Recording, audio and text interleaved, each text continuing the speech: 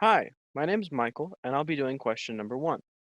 In this question, we have a positive charge plus Q located halfway between two infinitely wide grounded conducting planes with thickness h.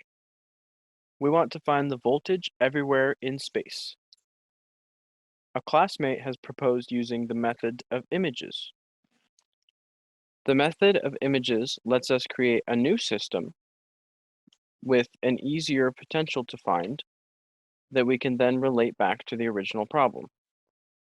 If we assume that this method will work, what is a formula for the voltage at a potential point x, y, z somewhere between the plates? The second question is to comment on whether this method is correct. And finally, we want to comment on where in all of space V is discontinuous in this problem, if it is. So first, let's start with the potential of a point charge, which we know to be Q over 4 pi epsilon naught times 1 over the distance to the charge. Because of the principle of superposition, we can just take the potential from each of these point charges and add them up. When we do this, we get a factor of Q over 4 pi epsilon naught out in front. For the first point charge, plus Q, we get 1 over the square root of x squared plus y squared plus z minus d squared. For the second point charge, above the top plate, we get 1 over the square root of x squared plus y squared plus z minus 3d squared, because that point charge is a distance of 3d away from the origin.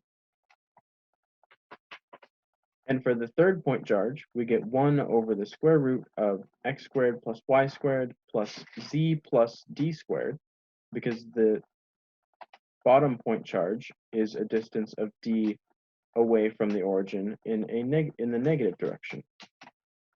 This method is not correct because the method of images cannot create a two-dimensional area of zero potential like we have in the original problem.